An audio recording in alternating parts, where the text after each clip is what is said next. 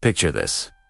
A quiet suburban street in Oakville, Washington, where manicured lawns meet the Pacific Northwest's towering evergreens. The kind of neighborhood where children's laughter echoes from backyards and families wave to each other from their front porches.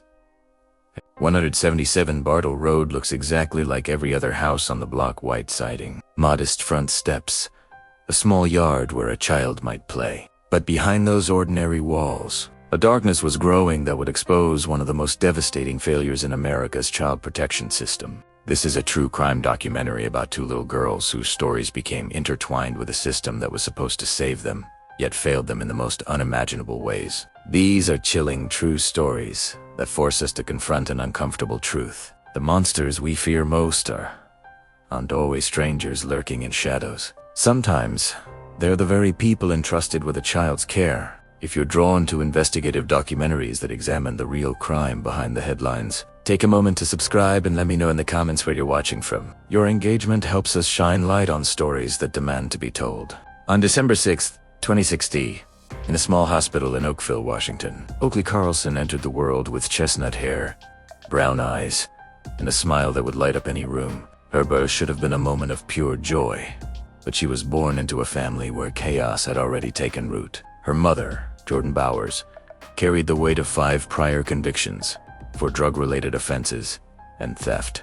The pattern was already established. This was a woman whose relationship with substances had repeatedly brought her into conflict with the law. By 2014, 2 years before Oakley's birth, Jordan had already lost custody of her oldest son due to her struggles with addiction. The warning signs were there, documented in court records and police reports, creating a paper trail of a mother unable to provide stable care for her children. Andrew Carlson, Oakley's father, represented a different kind of failure. Here was a former police officer from Aberdeen whose career had been destroyed by his own actions. The irony was bitter.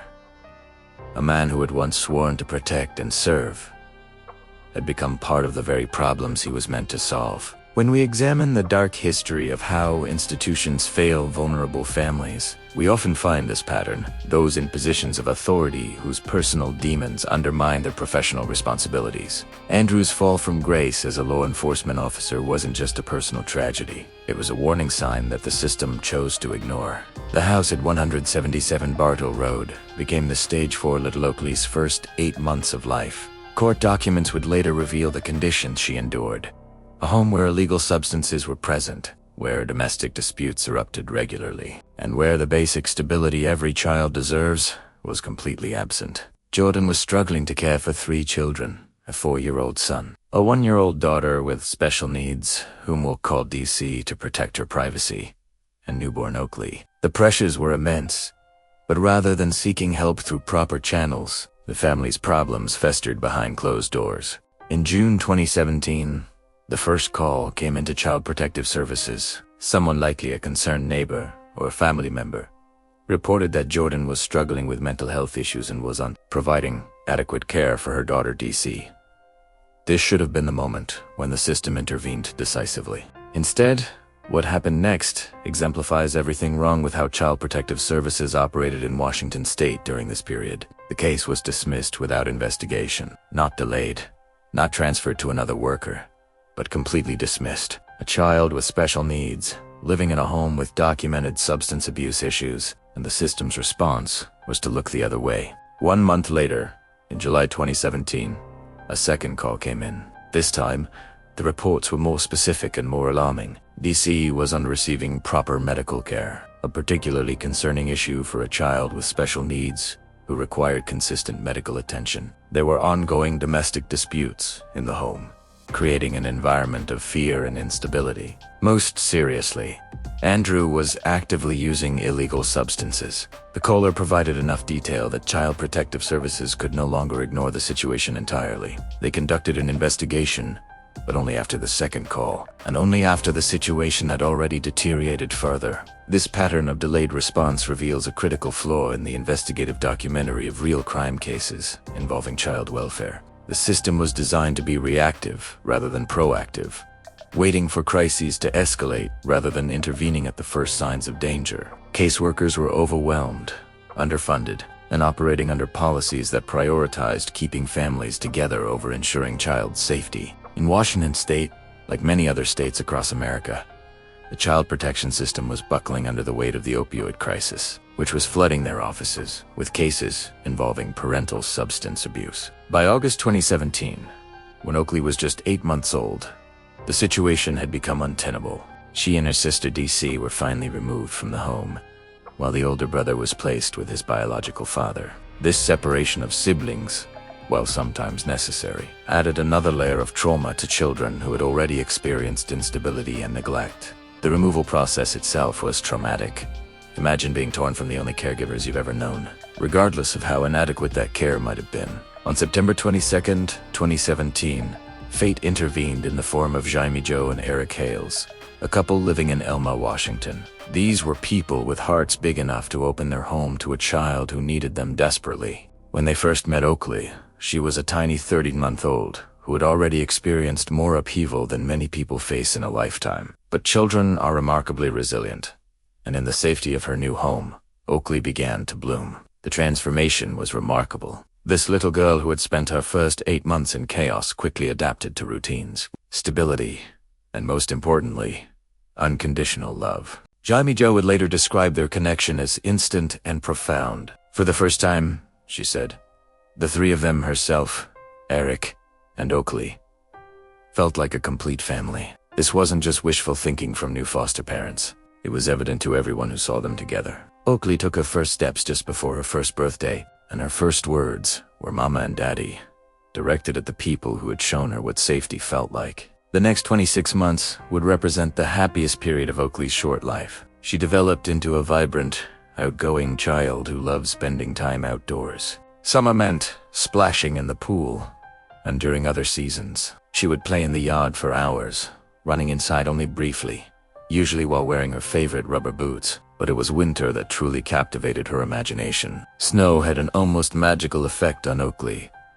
She would stand at windows watching it fall, and on snowy days, getting her back inside became a delightful challenge for her foster parents.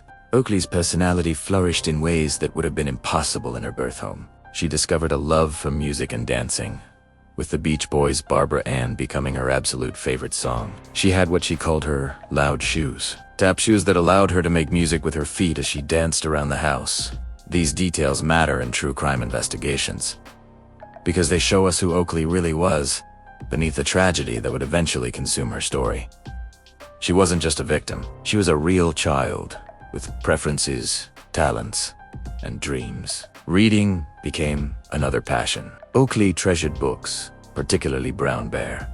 Brown Bear and I Have Loved You Since Forever. This last title held special significance because it became something she and Jaime Joe would say to each other every day, a ritual of affection that reinforced their bond. She loved books so much that she would often fall asleep with several scattered around her bed, as if surrounding herself with stories provided additional comfort. Viaje tre Oakley was speaking in nearly complete sentences, demonstrating cognitive development that suggested she was thriving intellectually as well as emotionally. Stephanie Smith, who ran Oakley's daycare, remembered her as consistently cheerful with a wonderful personality. She was well-adjusted, playful, mischievous, in the way healthy children should be, and engaged with the world around her in all the ways we expect from a typical, thriving child. But even in this paradise, shadows began to creep in. The biological parents were entitled to supervise visits, and these visits began to reveal disturbing patterns. In March 2019,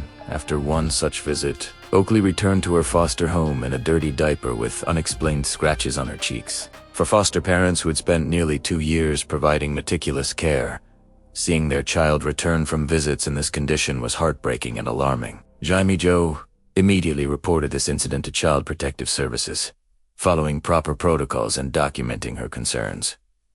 The response was devastating in its indifference. The case was ignored completely.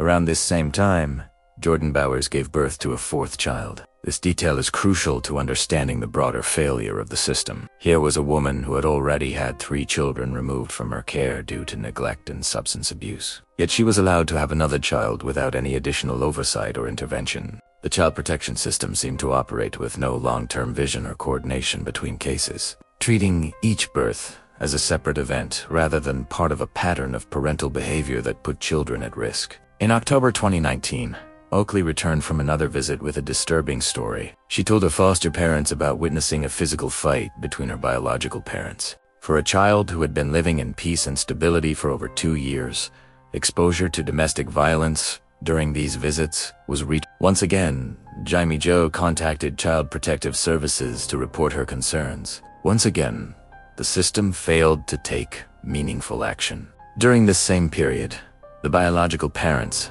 were supposedly working toward reunification, but their progress was questionable at best. Andrew had been convicted of domestic violence charges against Jordan in November 2018 and was required to complete a treatment program as part of his sentence. Initially, he participated in the program, but by April 2019, he simply stopped attending sessions. His failure to complete the mandated treatment should have been an automatic red flag that prevented reunification, but somehow it wasn't.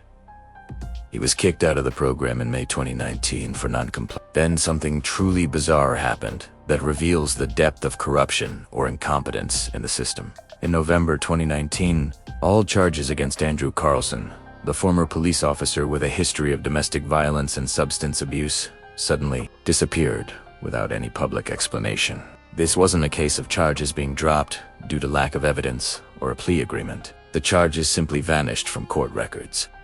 Who protected Andrew Carlson? What connections did he leverage? These questions remain unanswered, but they suggest that his background in law enforcement may have provided him with advantages unavailable to ordinary citizens. As we delve deeper into this investigative documentary, we begin to see how multiple system failures were converging to create a perfect storm of danger for Oakley. The child protection system had ignored multiple reports of concerning behavior during visits. The court system had allowed a domestic violence conviction to disappear without explanation. The treatment programs had failed to hold Andrew accountable for his non-compliance. And through it all, 2 loving foster parents were desperately trying to protect a child they had come to consider their own daughter. 26 months of happiness. 26 months of stability. 26 months of the kind of childhood every child deserves were about to end because of a system decision that defied all logic and evidence. In the fall of 2019, Child Protective Services completed their assessment of the Bowers-Carlson family. Despite the documented history of substance abuse, despite the failed drug tests, despite the incomplete treatment programs, despite the concerning behaviors, during visits, despite the mysterious disappearance of criminal charges, the decision was made to return Oakley to her biological parents. The meeting where this decision was announced took place in October 2019 at the Child Protective Services office in Aberdeen. Jaime Jo and Eric sat across from social workers and pleaded to keep Oakley in their care. They presented evidence of the scratches, the dirty diapers, the child's fears after visits. They had documentation, photographs, and witness statements. Their love for this little girl was evident to everyone in that room. The social worker's response was cold and dismissive. Poverty is a reason to deny parental rights. Then came the phrase that would haunt them forever. She's not your daughter. This moment represents everything wrong with how the system approached child welfare in cases like this one. The focus had shifted entirely to the rights of biological parents, with little consideration for the best interests of the child. A woman who had cared for Oakley for 26 months, who knew her favorite books and songs, who had witnessed her first steps and heard her first words, was told she had no standing to express concerns about obvious signs of abuse. Manuel. Biological parents who at provided day-to-day care for their daughter in over 2 years were granted absolute authority over her future. The tragic irony is that this same social worker who dismissed Jaime Jo's concerns about bruises and neglect had no problem with the fact that Jordan Bauer was so well known at local gambling establishments that workers knew her by name. The same system that claimed poverty is a reason to deny parental rights apparently saw no problem with returning a child to parents whose financial priorities centered around gambling rather than child care. On November 29, 2019, Oakley Carlson was handed back to Jordan Bowers and Andrew Carlson. The little girl who had thrived in a stable, loving home was suddenly thrust back into the chaos she had escaped as an infant. But this time, she was old enough to understand the difference. She had memories of what safety felt like, of bedtime stories and loud shoes and people who said, "I have loved you since forever." Now she was expected to adjust to an entirely different reality. From the very first day back in the Bowers-Carlson household, Oakley represented a problem for everyone around her. Jordan had spent the previous 26 months developing her identity around one primary passion: gambling. Workers at the Little Creek Gaming Club knew her by name and had watched her lose thousands of dollars on a weekly basis. The bitter irony of this situation cannot be overstated. The same woman whose name every gaming club employee in Grays Harbor County knew was considered a fit mother by the social workers who had dismissed the foster parents' concerns. Jordan Bowers had no emotional bandwidth for actual motherhood. Her world revolved around planning the next trip to the casino, calculating odds, and chasing the elusive big win that would solve all her problems. Children require attention, patience, and resources. All things that interfered with Jordan's gambling addiction. The house quickly descended into chaos that made the conditions during Oakley's infancy look stable by comparison. Dishes piled up unwashed, the refrigerator sat empty, and the older children had learned to forage for food when hunger became unbearable. For the older children who had spent years in this environment, survival mode was familiar territory. They had adapted to the unpredictability, learned to stay out of Jordan's way when she was preparing for another casino trip, and developed coping mechanisms for living with parental neglect. But Oakley was different. She had spent 26 months learning what normal felt like. She had expectations of regular meals, bedtime stories, and adults who responded to her needs with patience rather than irritation. This clash between Oakley's learned expectations and the reality of her biological home created constant friction. When Jordan was planning another gambling excursion, Oakley would ask for attention at exactly the wrong moment. When money that should have gone to groceries had already been fed into slot machines, Oakley would ask for food. Her very presence became a reminder of responsibilities Jordan preferred to ignore, and resentment began to build toward the child who represented everything standing between Jordan and her addiction. The timing of the reunification couldn't have been worse from a child protection oversight perspective. In March 2020, the COVID-19 pandemic reached Washington state, and Child Protective Services suspended in-home visits as part of broader public health measures. The very children who were most vulnerable to abuse and neglect suddenly lost what little oversight the system had been providing. For Oakley, this meant that the already inadequate monitoring of her welfare disappeared entirely, just months after her return to a dangerous situation. By June 2020, Oakley's case was officially closed by Child Protective Services. The system had not only failed to protect her adequately, it had completely washed its hands of responsibility for her welfare. There would be no more check-ins, no more investigations of concerning reports, no more safety net at all. A 5-year-old girl who had already demonstrated her vulnerability to abuse was left entirely dependent on parents who had never successfully provided adequate care for any of their children. The last opportunity to save Oakley's life came during the Christmas holidays of 2020. Kate and Fred Carlson, Andrew's parents, had maintained some contact with their son despite his troubles, and they invited the family to celebrate the holidays together. What Kate Carlson witnessed during this visit would haunt her for the rest of her life. The little girl who had once been vibrant and joyful appeared before her grandmother as a shadow of her former self. Oakley looked terrible. She had dark circles under her eyes that suggested chronic sleep deprivation or stress. Fresh scratches marked her face, indicating recent physical harm. She was pale and appeared malnourished, a stark contrast to the healthy, robust child who had thrived in foster care. Most disturbing of all, the child who had once infected everyone with laughter, as her foster mother remembered, now sat silently. The spark that had made Oakley special seemed to be fading before her grandmother's eyes. Kit Carlson faced a moment that would define her legacy in this tragic story. She recognized the signs of abuse, understood that her granddaughter was in immediate danger, and had the social connections and resources that might have made a difference if she had spoken up. She wanted to call Child Protective Services, but she chose not to rock the boat. This decision represents one of the most heartbreaking aspects of how child abuse persists. The number of adults who see the warning signs but choose silence over action. The grandmother's decision to remain silent was influenced by several factors that are common in these situations. She feared that speaking up might make things worse for Oakley by angering Andrew and Jordan. She worried about being cut off from contact with her granddaughter entirely. She may have hoped that the situation would improve on its own, or that someone else would take action. But regardless of her motivations, her silence represented another adult who could have saved Oakley but chose not to act. Immediately after the Christmas visit, Andrew cut off all communication with his parents. This wasn't coincidence. It was a calculated move to eliminate outside oversight and potential witnesses to what was happening in the household. Oakley's last connection to the outside world, the grandparents who might have monitored her welfare or intervened on her behalf, was deliberately severed. The isolation was now complete. In January 2021, Jaime Joe saw a Christmas photograph of Oakley that someone had shared. Even in a photograph, the signs of abuse were apparent.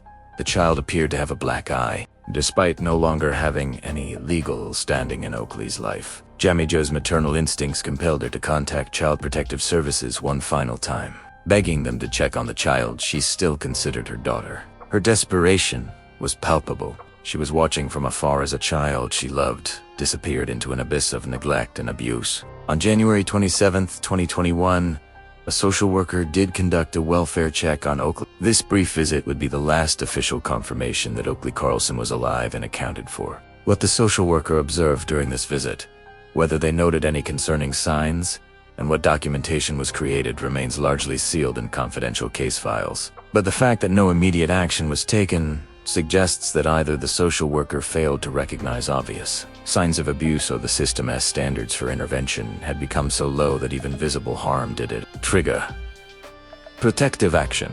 Just 2 weeks later, on February 10, 2021, someone connected to the family reported seeing Oakley with her parents in what would become the last credible sighting of the little girl.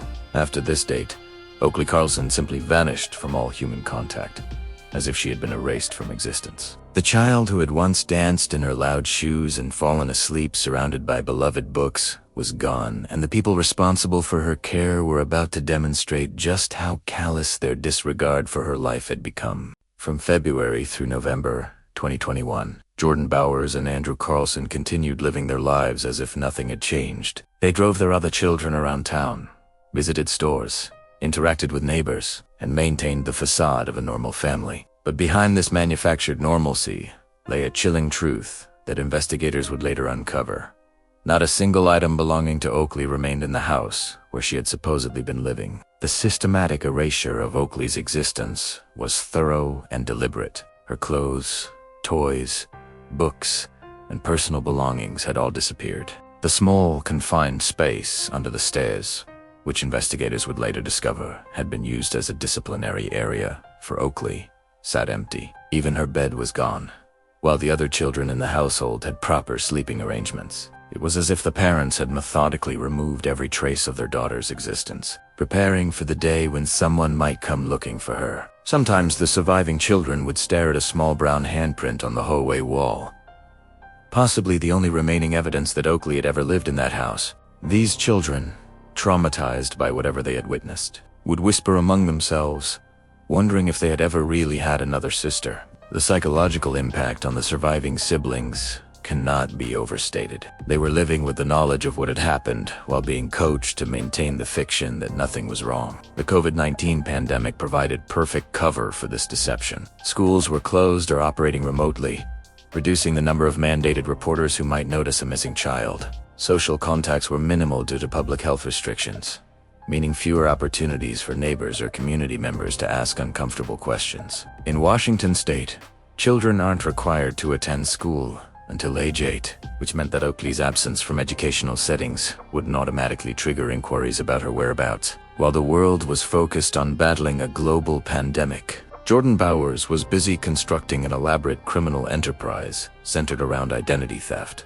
The irony was stark. She claimed significant gambling winnings that provided money for her casino addiction, but there was never adequate funding for basic necessities like food for her children. This financial pattern would later become crucial evidence in understanding the priorities that governed the Bowers-Carlson household. On November 6, 2021, at 4:54 p.m., Andrew Carlson made a call to 911 that would mark the beginning of the end of their charade. "I have a fire at my house," he reported. "It's already out. I just want to report it for insurance purposes." This seemingly routine call about a minor house fire would set in motion the series of events that would finally expose the truth about what had happened to Oakley Carlson.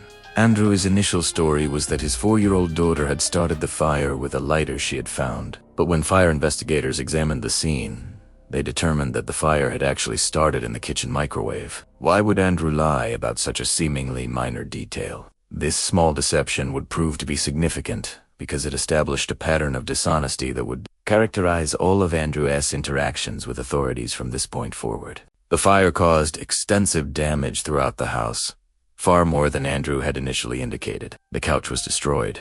Smoke and soot damage extended to the second floor, and even the bathroom fixtures were affected. In the kitchen, parts of the refrigerator had melted from the heat, and food had spilled from damaged cabinets. When an insurance agent arrived to inspect the damage, they informed Jordan and Andrew that the house was not safe for human habitation and that they needed to relocate immediately with their children. Initially, Jordan and Andrew refused to leave the damaged house, even with their children. This decision was so concerning that 3 separate people contacted Child Protective Services to report the unsafe living conditions. When investigators responded to these reports, they observed other family members during the fire response, but notably, they did not see Oakley at the time.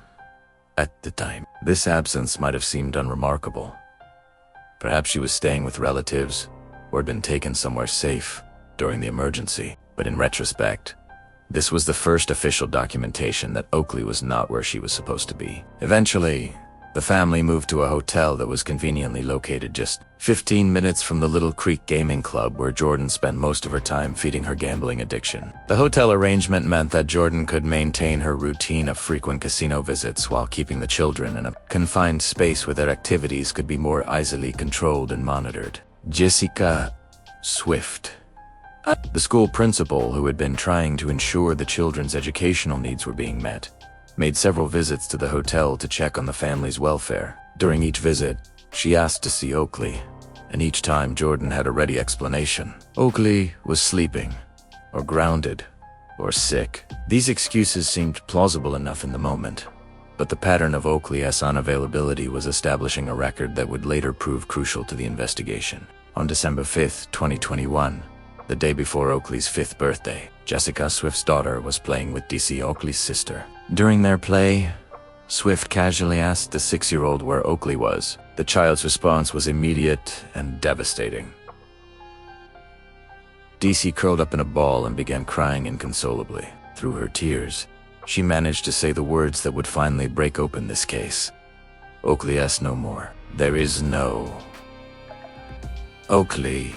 Jessica Swift would later describe the feeling she experienced in that moment as indescribable. The sudden realization that something terrible had happened to a child she'd been trying to protect. The world seemed to shift on its axis as the implications of DC's words sank in. This wasn't the response of a child whose sister was simply staying elsewhere. This was the reaction of a child who had witnessed something traumatic and had been coached to maintain silence about it. Swift's immediate response was to contact Jaime Jo, Oakley's former foster mother, to confirm that Oakley wasn't in her care. When Jaime Jo confirmed that she hadn't seen Oakley since the reunification, Swift made the decision to keep DC overnight for her safety and called police the following day. Her quick thinking and decisive action may have prevented further harm to the surviving children while finally triggering the investigation that would expose the truth.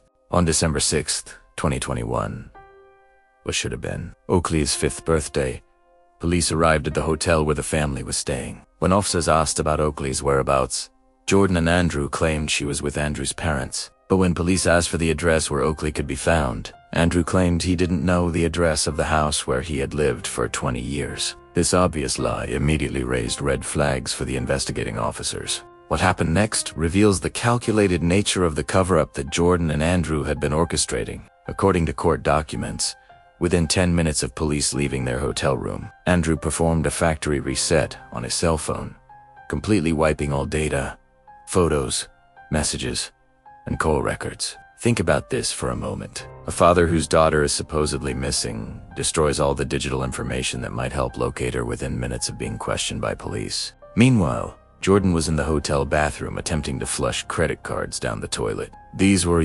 just any credit cards. They were the key evidence in the identity theft scheme she had been operating. Her immediate response to police inquiries about her missing daughter was to destroy evidence of her financial crimes, suggesting that she understood the investigation would inevitably uncover her other illegal activities. Only after these evidence destruction efforts were complete did Andrew finally report Oakley as missing. The delay between the police visit and the missing person report, combined with the immediate destruction of potential evidence, painted a picture of parents who were far more concerned with protecting themselves than with finding their allegedly missing daughter. Police immediately obtained search warrants for the fire-damaged house and began processing it as a potential crime scene. What they discovered there would provide crucial evidence about what had really happened to Oakley Carlson. The house told a story of deliberate erasure. There was no bed for Oakley, while all the other children had appropriate sleeping arrangements. Her toys, clothes, and personal belongings were completely absent from a house where she had supposedly been living. Investigators found old stains on window blinds and a small handprint on the hallway wall. When these samples were sent to the laboratory for analysis, the results confirmed their worst fears. The biological evidence was connected to Oakley, suggesting that something violent had occurred in that house. The handprint on the wall, possibly made when Oakley was trying to steady herself or reach for something, became a haunting reminder of her final moments in a place that should have been her sanctuary. As news of Oakley's disappearance spread throughout the community, public outrage began to build. On December 7th, protesters gathered outside the Grays Harbor County Superior Court, demanding justice and accountability. Signs reading, "Where is Oakley?" became symbols of a community's collective grief and anger over a system that had failed so catastrophically. The protesters represented more than just local concerned citizens. They embodied the voice of everyone who had ever wondered how such tragedies could occur in modern America. Their presence outside the courthouse served as a reminder that this was only just another missing child case. It was an indictment of the institutions that had enabled Oakley's disappearance through their negligence and indifference. Inside the courthouse, Jordan Bowers and Andrew Carlson appeared virtually before a judge, facing charges related to the abuse of their other children. They were accused of withholding necessary medication from their 6-year-old daughter for 15 months. Yet another example of their complete disregard for their children's welfare. While they faced these charges, the investigation into Oakley's disappearance continued to intensify. The judge found probable cause for abandonment of a dependent person in the second degree against both suspects, setting bail at $150,000 each. Prosecutors were satisfied with this amount, particularly given new developments in the investigation that suggested the charges were likely to become more serious as evidence continued to emerge. The high bail amount reflected the court's understanding that these defendants posed a flight risk and a continued danger to the community. During the court proceedings, prosecutors revealed the most damning evidence discovered so far. Within 10 minutes of initial police contact, one of the defendants had performed a factory reset on their cell phone, destroying potentially crucial evidence.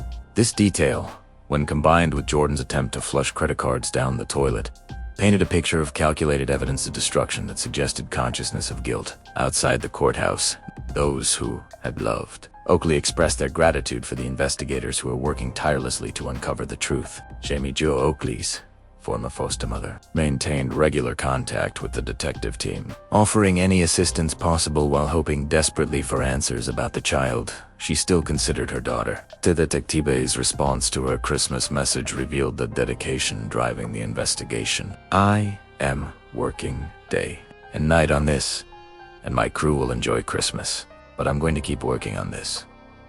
As investigators interviewed the surviving children, horrific details began to emerge about life in the Bowers-Garson household. DC, despite being coached not to discuss Oakley, eventually revealed fragments of what she had witnessed. Her cryptic statements about Oakley going into the woods and meeting the wolf suggested that she had been told a fabricated story to explain her sister's disappearance, but her emotional responses indicated she understood that something terrible had happened. The older brother provided more concrete details about the systematic abuse Oakley had endured. He described how Jordan disciplined Oakley with excessive harshness, frequently denied her food as punishment, and confined her in a small space under the stairs for minor infractions. These details painted a picture of a household where one child had been singled out for particularly cruel treatment, possibly because her presence served as an unwelcome reminder of responsibilities Jordan preferred to avoid. Perhaps most chilling was the brother's account of the house fire. He stated that there had been 4 children in the house when the fire started, and that everyone got out, except Oakley. But how could Oakley have been in the house during the fire if she had been seen alive since February? The most likely explanation is that the parents had coached the child to include Oakley in his account of the fire. maintaining the fiction that she had been alive much later than she actually was. The physical evidence from the house supported the theory that Oakley had been the victim of extreme abuse.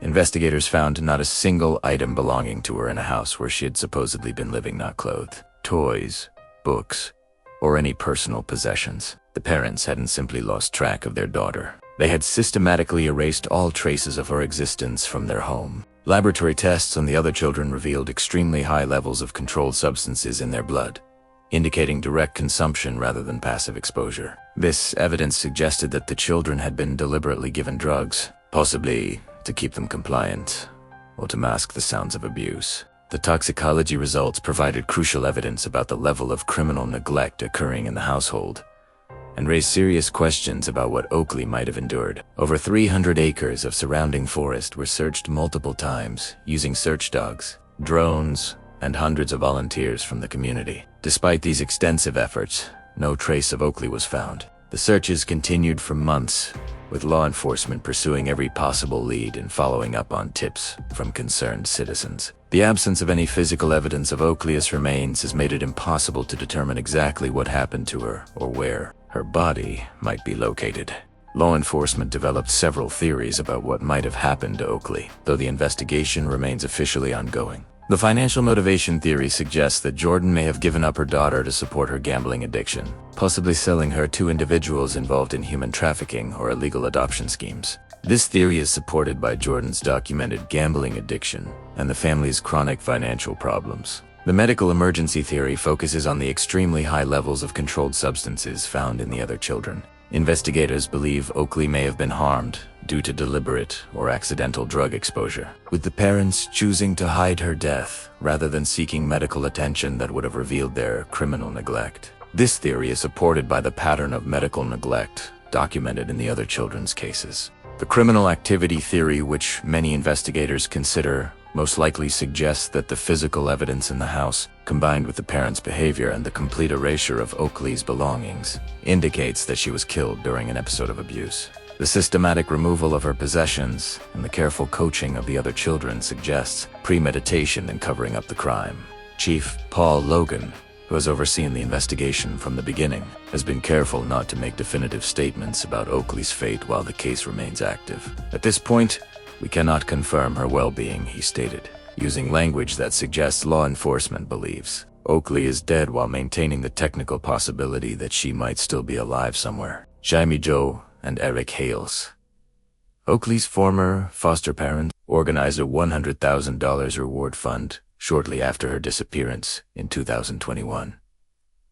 This substantial reward, funded by their own savings and community donations, represents their desperate hope that financial incentive might encourage someone with information to come forward. The reward remains active today, a standing testament to their refusal to give up hope for answers about the child they raised and loved. Oakley Carlson's legal journey through the system has been marked by the same kind of privilege that seemed to protect him throughout this case. He pleaded guilty to child endangerment charges and received only 12 months in prison, a sentence that many observers felt was inadequate given the severity of the allegations. He was released early for good behavior, but even after his release, he has steadfastly refused to cooperate with police in their ongoing investigation into Oakley's disappearance. Jordan Bowers received a longer sentence of 20 months for child endangerment in April 2022, but her legal troubles were far from over. The credit card she had desperately tried to flush down the hotel toilet became the key evidence in unraveling an extensive identity theft operation she had been running while her daughter was missing. Immediately upon her release from the child endangerment sentence in January 2023, she was rearrested on identity theft charges. The identity theft case revealed the scope of Jordan's criminal activities. During the period when Oakley was missing, she had been systematically stealing identities and using fraudulent credit accounts to fund her gambling addiction while her children lived in squalor. After pleading guilty to these charges, she received an additional 43 months in prison, bringing her total incarceration time to over 5 years. Despite multiple arrests, convictions, and prison sentences, neither Jordan nor Andrew has ever been charged directly in connection with Oakley's disappearance. This legal gap has frustrated investigators, prosecutors, and the community members who have followed this case. Without Oakley's body or additional physical evidence, prosecutors have been unable to file murder charges, even though most observers believe both parents know exactly what happened to their daughter. In July 2025, Jordan Bowers walked out of prison after serving her full sentence for identity theft. 4 years had passed since Oakley's disappearance was first reported, and still no trace of the little girl had been found. The sight of Jordan walking free while Oakley remained missing sparked renewed public outrage and calls for continued investigation into the case. While Jordan Bowers was regaining her freedom, Jaime Joe and Derek continued their tireless advocacy for Oakley and other children trapped in similar situations. They testified in support of legislation known as Oakley's Law, which was designed to reform Washington state's child protection system and prevent future tragedies. The proposed legislation called for increased oversight of reunification decisions, mandatory training for social workers, and stronger penalties for parents who abuse the system. Unfortunately, despite the compelling testimony from Oakley's foster parents and widespread public support, Oakley's Law failed to bring meaningful change to the child protection system. The legislation became bogged down in bureaucratic processes and political considerations, ultimately failing to achieve the reforms that might prevent another child from suffering Oakley's fate. This failure represents yet another way the system has failed to honor Oakley as memory or learn from the tragedy of her disappearance. The foster parents have preserved every photograph of Oakley from her time in their care, creating a visual record of what her life could have been. These images show a happy, healthy child, engaged in all the normal activities of childhood. Playing in the snow, dancing in air-loud shoes, reading books, celebrating birthdays. The contrast between these joyful photographs and the knowledge of what happened after reunification is heartbreaking and serves as a powerful reminder of what was lost. "We haven't given up," Jaime Joe said in a recent interview. "We've been thinking about Oakley since November 29, 2019, the day she was returned to her biological parents." This statement reveals the depth of trauma experienced by foster parents who love children as their own, only to watch helplessly as those children are returned to dangerous situations by a system that prioritizes biological connections over child safety. In July 2025, a new campaign was launched featuring 13 digital billboards across Washington state, displaying Oakley's photograph and information about her disappearance. The billboards serve both as a memorial to Oakley and as a continuing plea for information that might finally provide answers about her fate. The image chosen for the billboard shows Oakley at her happiest, smiling brightly, full of the life and joy that made her so special to everyone who knew her. Today, Oakley would be 8 years old. Age progression specialists have created images showing what she might look like now. A dark-haired girl with brown eyes who would be attending elementary school, reading chapter books, and perhaps still dancing to the Beach Boys. These images serve as both a tool for identification in the unlikely event that she is still alive somewhere and as a poignant reminder of all the milestones and experiences she has missed. Chief Logan continues to receive approximately 4 tips per week related to Oakley's case, demonstrating that public interest and concern remained high nearly 4 years after her disappearance. Each tip is investigated thoroughly, with law enforcement following up on even the most remote possibilities. The investigation remains officially active, with both parents continuing to be considered suspects in their daughter's disappearance. The case has had lasting impacts beyond the immediate tragedy of Oakley's disappearance. It has sparked conversations about the need for child protection reform, the rights of foster parents who develop deep bonds with children in their care, and the ways that addiction and gambling disorders can put children at risk. Social workers across Washington state have been forced to confront uncomfortable questions about their decision-making processes, and they give 2 different factors when determining child placement. But in the hearts of those who loved her, Oakley's memory remains vibrant and strong. She is remembered not as a victim, but as the joyful child who danced in her loud shoes and fell asleep surrounded by beloved books. Her foster parents speak of her in the present tense, as if she might walk through their door at any moment asking for a bedtime story or wanting to play in the snow. The girl who brought such happiness to everyone who knew her has become a symbol of the fight for all forgotten children in America. Her case represents the thousands of children who slip through the cracks of an overwhelmed and underfunded child protection system. Every birthday that passes without answers, Every Christmas morning when her stocking remains empty serves as a reminder that our society's promise to protect its most vulnerable members remains unfulfilled.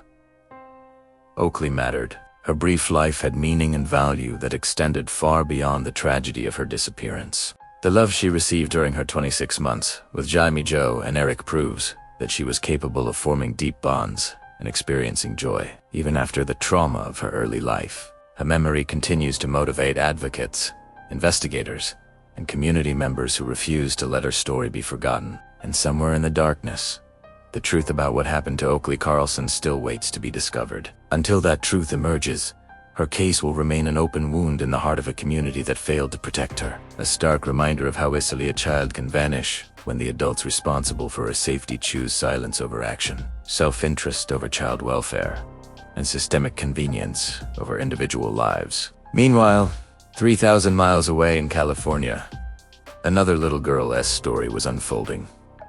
One that would reveal how monsters can hide in plain sight, how the people we trust most can become the source of unimaginable horror, and how a single moment of violence can destroy not just a life, but the very foundations of justice and faith in human decency. On February 5, 2008, in the small California town of Exeter, Sophia Acosta entered the world to parents who were young, hopeful, and utterly unprepared for the challenges that lay ahead. 20-year-old Erica Smith and Obi Acosta were typical young parents in many ways.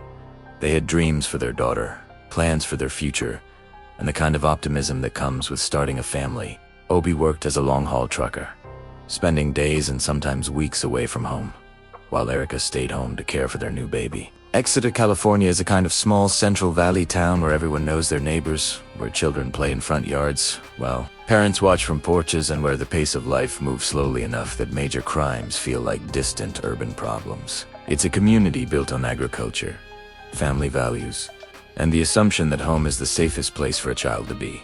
These assumptions would be shattered by what happened to Sophia Acosta, revealing how even the most ordinary-seeming households can harbor unspeakable evil. From her earliest days, Sophia was described by those who knew her as a calm and gentle baby who brought immediate joy to everyone around her. She had the kind of sunny disposition that made even exhausted new parents smile, the type of child who seemed to radiate contentment and happiness. When Obi returned from his long trucking routes, he would be amazed at how much his daughter had grown and developed in his absence, marveling at each new milestone and achievement. In August 2009, when Sophia was 18 months old, her sister Alexa was born. Rather than becoming jealous or resentful of the new baby, Sophia immediately embraced her role as big sister with enthusiasm and protective love. She would share her toys without being asked, run to comfort Alexa when she cried, and include her younger sister in all her games and activities. Their bond was immediate and visible to everyone who observed them together.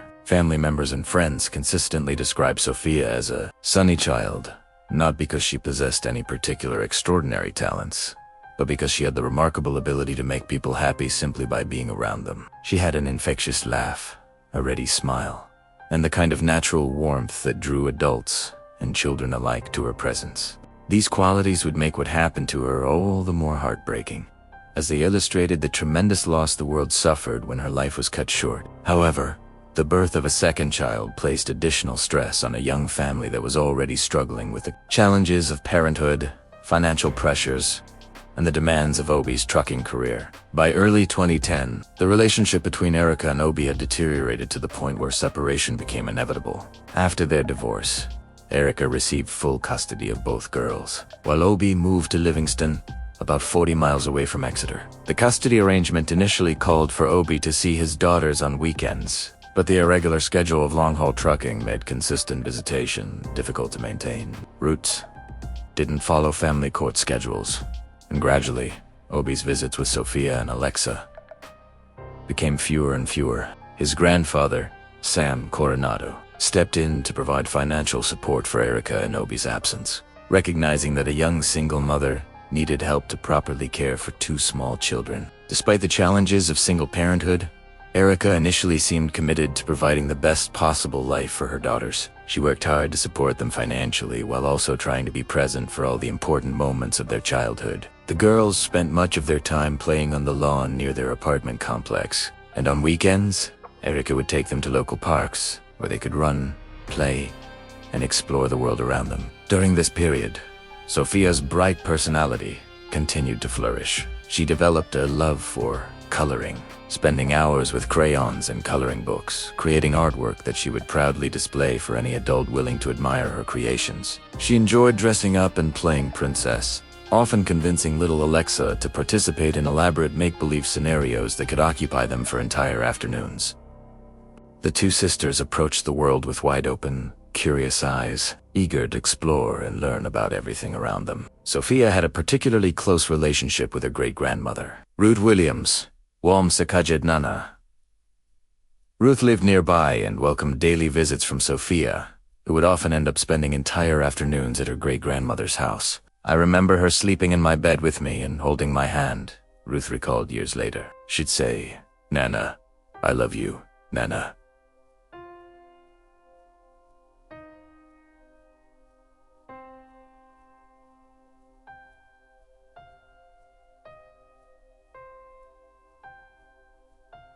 She'd never wanted to go home. She always wanted to stay with me. Ruth's memories of Sophia paint a picture of a child who craved stability, affection, and the kind of unconditional love that comes from multi-generational family bonds. The fact that Sophia never wanted to go home and always wanted to stay with her great-grandmother would later take on tragic significance when viewed in the context of what her home life would become. Ruth represented safety and consistency in a world that was about to become much more dangerous for the little girl. The trajectory of Sophia's life changed dramatically in September 2010, when Christopher Chiri, a 19-year-old man, moved into Erica's apartment with her and the girls. Erica, who was only 23 and dealing with her own struggles with substance abuse, claimed she wanted to help Christopher overcome his heroin addiction. The naivety of this decision cannot be overstated. A young single mother of two small children believing she could save a drug addict with a criminal background represents exactly the kind of misguided thinking that puts children at catastrophic risk. Christopher's arrival marked the end of Sophia's relatively peaceful childhood. The light and joy that had always surrounded this little girl began to fade almost immediately. Her daily visits to Ruth became less frequent, and when she did visit, she seemed different. More anxious, less carefree, and increasingly fearful. The princess games and coloring sessions that had once brought her such happiness became rare occurrences in a household that was rapidly descending into chaos and violence. One of Christopher's first demands was that both girls call him Dad, despite the fact that they already had a father and had no understanding of why this stranger expected such intimacy from them. When Sophia and Alexa resisted this demand, Christopher's response was swift and violent. Erica later admitted to a neighbor that Christopher routinely beat her, choking her, slamming her against walls, and using the children's refusal to call him Dad as justification for his violence against their mother. The psychological impact of witnessing domestic violence on young children cannot be overstated. Sophia and Alexa were forced to watch their mother being physically abused by a man who demanded their affection and respect while demonstrating the opposite of paternal behavior. This exposure to violence in the home created an atmosphere of fear and unpredictability that would profoundly affect both children's development and sense of security. Sophia's babysitter, Carly Vega, was among the first to notice the changes in the little girl's behavior after Christopher moved in. Sophia, who had once been open, cheerful, and eager to interact with others, became fearful and anxious. Most alarmingly, she began telling her babysitter, "Please don't tell my dad," when referring to Christopher, indicating that she was already being threatened or intimidated into keeping secrets about what was happening at home. Carly observed Christopher spanking them way too hard and playing with them too rough, and she tried repeatedly to discuss her concerns with Erica. However, Erica refused to listen to these warnings, demonstrating the kind of willful blindness that enables child abuse to continue and escalate. Another babysitter noticed bruises under Sophia's eyes and heard the little girl frequently complain that her bottom hurt. Clear indicators of physical and possibly sexual abuse that should have triggered immediate intervention. In March 2011, an incident occurred that should have served as a final warning about the danger Christopher posed to the children. Sophia's baby sister Alexa suffered a broken leg while in Christopher's care. His explanation was that they had been at a playground and the child had twisted her leg on a slide, but doctors at the hospital noted that the injury pattern looked more consistent with a fall or intentional harm than with playground equipment. A broken leg in a toddler, especially one accompanied by changing explanations from caregivers and bruises, on the older sibling represents exactly the kind of red flag that mandated reporters are trained to recognize. Yet somehow, no one questioned Erica's ability to keep her daughters safe, and no investigation was launched into the household's dynamics. This failure of the system to recognize and respond to obvious warning signs would have fatal consequences just 2 months later. As Christopher's presence in the household became more established, the family's isolation from their community increased dramatically. Neighbors noticed that after Christopher moved in, Erica, Sophia, Alexa, and their mother almost never came outside or participated in the apartment complex's communal life. This isolation is a classic pattern in domestic violence situations, where abusers deliberately cut their victims off from potential sources of support or witnesses to abuse. May 6, 2011 stands out in this tragic timeline as a rare happy day for the girls. Erica and Christopher took Sophia and Alexa to Mooney Grove Park in Vasel, where photographs show the children playing and smiling in what would be some of the last moments of joy in Sophia's brief life. They say Mark is taken just 1 day before her death. Show a little girl who still maintained her natural happiness despite the trauma she was experiencing at home. The final day of Sophia's life began on the morning of May 7th, 2011. She was 3 years, 2 months, and 2 days old. When she woke up to the sound of Erica and Christopher arguing, the content of their argument was later forgotten by Erica, but the outcome would be devastating. Christopher was angry about something, and when he was angry, he became particularly dangerous to everyone around him. In an attempt to calm Christopher down, Erica made a decision that would haunt her forever. She decided to leave her 3-year-old and 80-month-old daughters alone with an agitated man while she traveled to Visalia to purchase heroin. She took 2 buses to buy $20 to $30 worth of drugs, leaving her children unprotected during the most vulnerable time possible. When Erica returned home around noon, she and Christopher used the heroin together, becoming intoxicated while responsible for the care of 2 toddlers. Christopher then gave Sophia a peanut butter and jelly sandwich, what would be her last meal, and took both children upstairs for an afternoon nap. Erica, exhausted from her trip and impaired by the drugs, fell asleep as well, leaving Christopher alone with the children during what should have been a peaceful rest time. What happened next represents the kind of evil that challenges our fundamental beliefs about human nature and the safety of children in their own homes. While Erica slept, Christopher's drug-fueled mind drove him to commit an act of violence against Little Sophia that was so brutal and depraved that experienced medical professionals would be shocked by the evidence. When Sophia tried to scream and resist the attack, Christopher punched her hard in the abdomen, a blow that was more than sufficient to render a tiny 3-year-old unconscious. The sexual assault that followed occurred while Sophia's mother slept just rooms away, trusting that her boyfriend was caring for her daughters during their nap time. But Christopher wasn't finished with his attack. When Sophia, choking on her own vomit, weakly called out for her mother, he realized she could expose what he had done to her. That moment sealed her fate in the mind of a man who had already demonstrated he would use any level of violence to protect himself. Christopher delivered a series of brutal blows to Sophia's head, then slammed her skull against the floor with enough force to cause the catastrophic brain injuries that would ultimately kill her. The only thing that stopped him from completing the murder immediately was the sound of Erica stirring from her drug-induced sleep in the bedroom nearby. At 2:43 p.m., Christopher's screams brought Erica running to the nursery, where she found her 3-year-old daughter lying unconscious on the floor, covered in vomit, with only one eye slightly open. The little princess who had brought joy to everyone around her was now dying on the cold floor of her own home, a victim of unimaginable cruelty at the hands of a man her mother had willingly brought into their lives. The emergency call that followed was filled with Erica's panic and desperation as she tried to explain to the 911 dispatcher that her daughter was unbreathing. While she was on the phone with emergency services, Christopher was engaged in a calculated attempt to destroy evidence of his crimes. He grabbed the unconscious Sophia and carried her to the bathroom, where he quickly washed her body, not out of care or concern, but in a desperate attempt to remove any physical evidence of the sexual assault he had just committed. When paramedics arrived at apartment number 9, they encountered a scene that would remain etched in their memories forever. Sophia lay on a towel in the living room, tiny, wet, and naked, while Christopher stood just feet away, looking nervous and frightened. Erica was outside crying, but it was already too late for the medical intervention that might have saved her daughter's life if it had come sooner. The paramedics immediately recognized that this was no ordinary accident.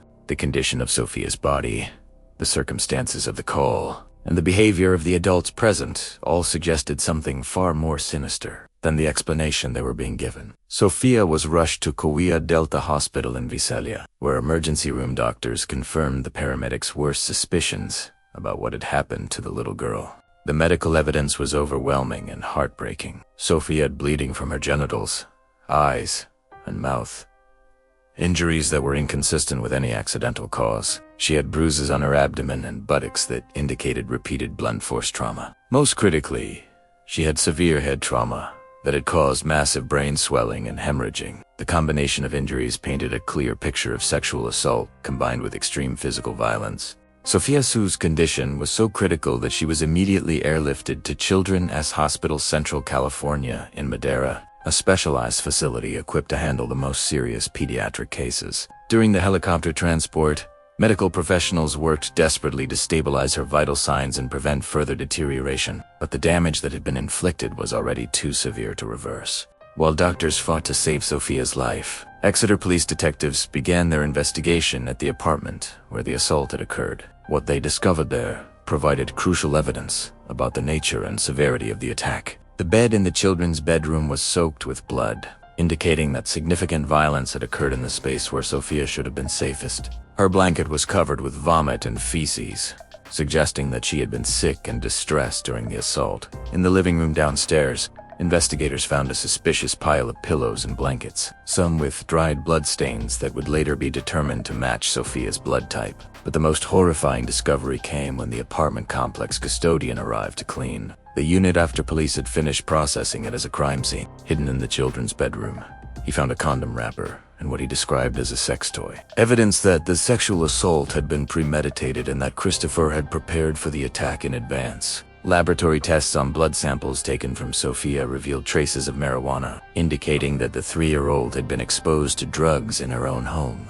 This finding added another layer to the criminal case against Christopher and Erica, demonstrating that the children had been subjected to substance abuse in addition to physical and sexual violence. At Children's Hospital, a team of pediatric specialists worked around the clock to try to save Sophia's life. An MRI revealed the full extent of the catastrophic damage to her brain. Injuries so severe that survival was unlikely and recovery would be impossible even if she lived. For 4 agonizing days, Sophia remained connected to life support machines, while her family prayed for a miracle that would never come. During those 4 days, Oakley Acosta, Sophia's father, maintained a constant vigil at his daughter's bedside. Despite the divorce and the distance that had grown between him and his daughters due to his trucking schedule, he refused to leave the hospital, while there was still hope that Sophia might survive. His presence during those final days represented the love and devotion that Sophia had deserved from all the adults in her life, but had received from far too few. On May 11, 2011, at 7:20 p.m., with her father holding her hand, the decision was made to remove Sophia from life support. She died peacefully, surrounded by family members who had loved her throughout her brief life, finally free from the pain and trauma that had characterized her final days. Sophia Maria Acosta lived for exactly 3 years, 2 months, and 6 days, a life cut tragically short by the evil that had invaded her home. The autopsy results confirmed what medical professionals had suspected from the beginning. Sophia died from multiple blunt force trauma, including skull fractures, massive brain hemorrhaging, oxygen deprivation, and complications from sexual assault. Every medical expert who examined the evidence agreed on one crucial point. This 3-year-old child had been tortured and sexually assaulted before her death, suffering unimaginable pain and terror in the place where she should have been safe. For a full month after Sophia's death, Christopher Cheery lived freely in the community, maintaining his innocence and offering alternative explanations for what had happened to the little girl. He even gave interviews to local television stations, claiming that Sophia had accidentally hit her head on a small metal shopping cart that was positioned next to her bed. His performance during these interviews was calculated and manipulative, designed to create reasonable doubt about his involvement in her death. "I was exactly right at the head of a bed on the floor where her head was," he told reporters. "Then she was still wrapped in the blanket and everything. So either it seemed like she had rolled off, or either like, you know what I mean? Like fell, somehow. I would honestly give my life for that little girl to be alive. I would gladly switch positions with Sophia in a heartbeat." These statements, made while Christopher knew exactly what he had done to Sophia, represent the kind of calculated deception that makes crimes against children particularly heinous. He was not only responsible for her death, but was actively working to escape accountability for his actions, all while presenting himself as a grieving surrogate father figure who had loved the victim. On June 3, 2011, Christopher Cheery was finally arrested and charged with 1 count of murder with special circumstances of torture, sodomy, and lewd and lascivious acts on a child. He was also charged with assault of a child causing death, sodomy, and forcible lewd acts on a child.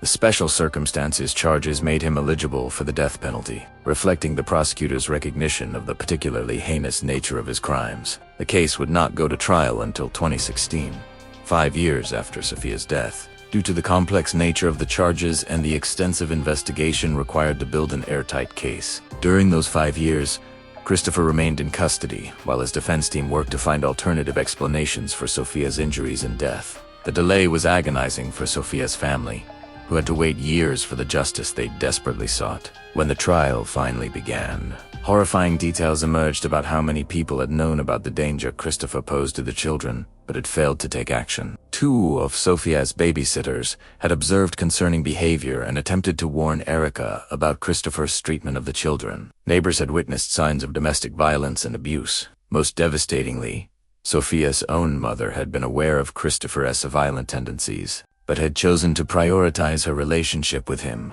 over her daughter's safety. Erica Smith's testimony during the trial shocked even experienced legal professionals who thought they had seen everything in their careers. She admitted that Christopher regularly physically abused her, describing incidents where he choked me out and pushed me against the wall and threw picture frames at me. She acknowledged that he was verbally abusive, belittling me, secluding me, making me feel worthless. But the most incredible part of Erica's testimony was her claim that despite this extensive history of violence and abuse, she had trusted Christopher alone with her children and saw no reason to think otherwise. This statement revealed a level of denial and poor judgment that bordered on criminal negligence, raising serious questions about whether Erica should have faced charges as an accomplice to her daughter's murder. Christopher's defense team desperately tried to find alternative explanations for Sophia's death that might create reasonable doubt in the minds of jurors. They claimed that Sophia had suffered from a rare blood clotting disorder that could have caused her injuries without external trauma. They suggested that the injuries could have been caused by paramedics during their resuscitation efforts. They argued that no fresh blood had been found in the apartment and that Christopher's had not been recovered from Sophia's body. However, the prosecution's medical experts methodically destroyed each of these defense arguments. More than 10 doctors testified that Sophia's death was unquestionably the result of extreme physical violence and sexual assault. The prosecutor pointed out the obvious explanation for the lack of DNA evidence Christopher had washed Sophia's body in the bathroom before emergency responders arrived, deliberately destroying evidence of his crimes. On November 14, 2016, after intense deliberation that reflected the gravity of the charges, the jury returned its verdict. Guilty on all counts. The conviction represented a moment of justice for Sophia and validation for the family members who had fought for 5 years to see Christopher held accountable for his crimes. But the legal process was not yet complete. On January 31, 2017, Judge Joseph Cassian officially sentenced Christopher Cheery to death, reflecting the court's recognition that his crimes represented the worst kind of evil that the justice system is designed to address. The death sentence was supported by the special circumstances findings related to torture and sexual assault of a child, crimes that California law treats as eligible for the ultimate punishment. Christopher Cheery was transported to San Quentin State Prison's death row, where he joined the hundreds of other convicted killers awaiting execution in California. However, in 2019, Governor Gavin Newsom imposed a moratorium on the death penalty in California, effectively commuting all death sentences to life without parole. This decision was deeply disappointing to Sophia's family, who felt that Christopher deserved to face the ultimate consequence for his ultimate crime. The aftermath of Sophia's murder extended far beyond the courtroom and had lasting impacts on everyone who had been part of her life. Little Alexa, who was only 18 months old at the time of her sister's death, was immediately removed from Erica's care by Child Protective Services and taken to the hospital where Sophia was dying. The custody battle that followed lasted 8 months, during which Obi had to prove to the court that he was capable of providing adequate care for his surviving daughter. In December 2011, the court finally granted custody of Alexa to her father, but by then she was 2 years old and was not speaking, a concerning development that psychologists attributed to severe trauma. Alexa had been in the room when Christopher attacked her sister, meaning she had either witnessed or heard events that no child should ever experience.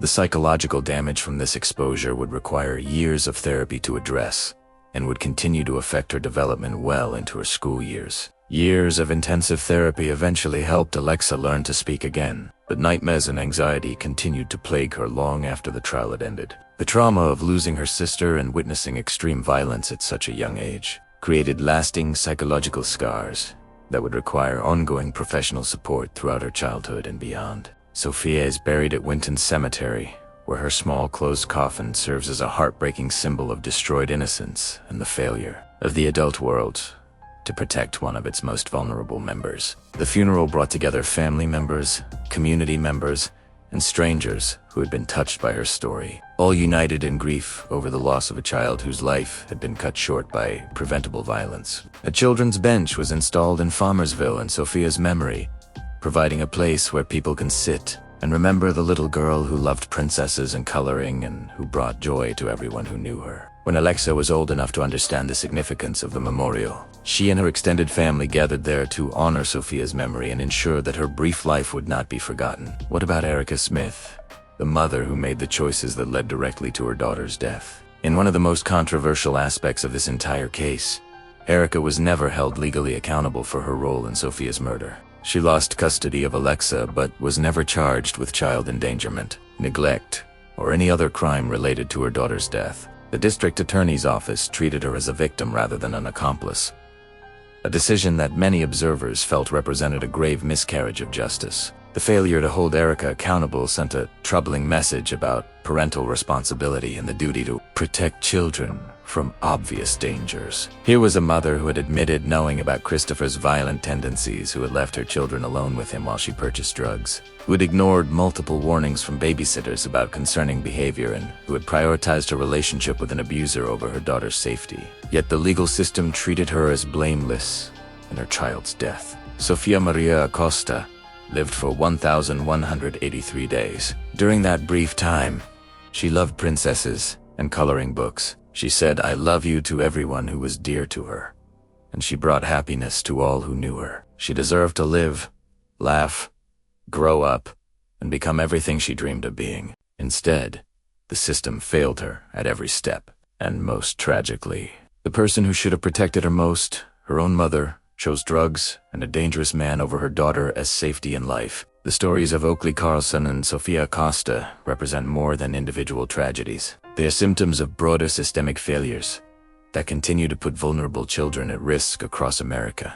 Both cases involve mothers who prioritize their own needs and addictions over their children's safety, child protection systems that ignored obvious warning signs, and communities that failed to intervene when intervention could have saved lives. These dark history cases illuminate uncomfortable truths about how our society treats its most vulnerable members. They show us how easily children can disappear or die when the adults responsible for protecting them choose silence over action, denial over reality, and self-interest over child welfare. They demonstrate how institutions designed to safeguard children can become complicit in their abuse through negligence, incompetence, and misguided priorities. But these stories also show us the power of love and the difference that caring adults can make in a child's life. Oakley, as 26 months, with Jamie, Joe, and Eric, proved that she was capable of thriving when given stability and affection. Sophia's relationship with her great-grandmother Ruth showed that she understood what unconditional love felt like.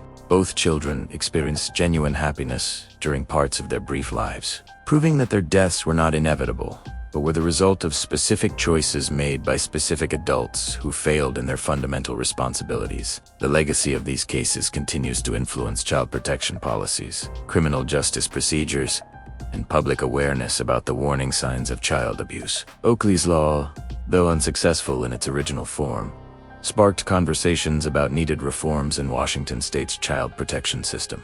Sophia's case contributed to discussions about the death penalty, parental responsibility, and the need for better training of mandated reporters who might recognize signs of abuse. Most importantly, these stories serve as eternal reminders that every child deserves to be safe, loved, and protected. They challenge us to be more vigilant about the children in our communities, more willing to speak up when we see concerning signs, and more committed to creating systems that truly put child welfare above all other considerations. The memories of Oakley and Sophia demand nothing less than our complete dedication to ensuring that no other child suffers their fate. Their stories will not end with their deaths, as long as there are people willing to remember them, fight for justice in their names, and work to prevent similar tragedies. Oakley Carlson and Sophia Acosta will continue to make a difference in the world. They matter. Their lives had meaning, and their deaths must not be in vain.